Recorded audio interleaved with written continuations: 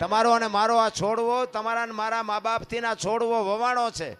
આપણે આવ્યા ત્યારે વેચનો હતો ને 5 ફૂટનો થયો. આના મૂળિયા ક્યાં? અરે જોવો મારા રામ, જિંદગી કાલ ખૂટી રહે.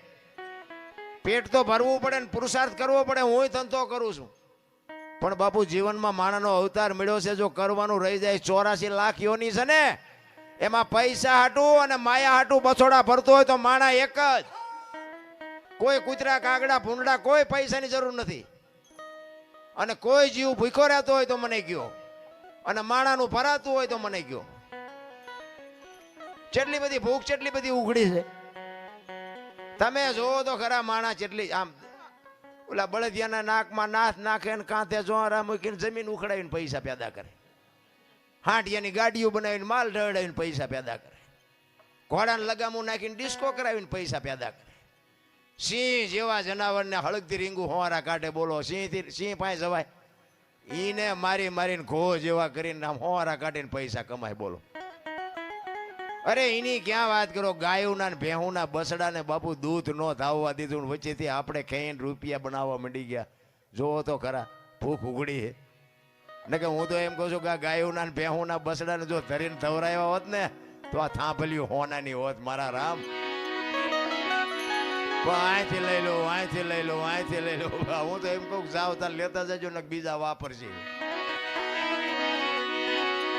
કાંઈ છે જ નહીં નારાયણ. માણસ જન્મે દીધી 2-2.5 કિલોનો હોય, 80-100 વર્ષ જીવન મરી જાય ને શમશાનમાં લઈને હળગાવી નાખો અને રેખ્યા ભેળી કરીને જોકો એટલે 2-2.5 કિલો થયા તો અમથા અમથા ઠેકડા મારવાના છે. જ્યાં જાવ અહીંયા રોવે જ છે બધા. કોઈને સંતોષ જેવી ચીજ નથી. આપણા ગઈઢા પાસે કાંઈ નહોતું, પણ સંતોષ કેટલો હતો. અત્યારે જ્યાં જાવ અહીંયા બધા રોતા જ હોય. એક પાસે જાય કે ધાબુ ભરવું છૂટા નથી, બીજા પાસે જાય કે ડોબું વિયાણું દોવા નથી દેતું, બીજા પાસે જાય કે છોકરાને વહુ તેડી ગયા વેવાઈ મોકલતા નથી, બીજા પાસે જાય કે છોકરાને પોલીસ વાળા લઈ ગયા જામીન ચડતા નથી.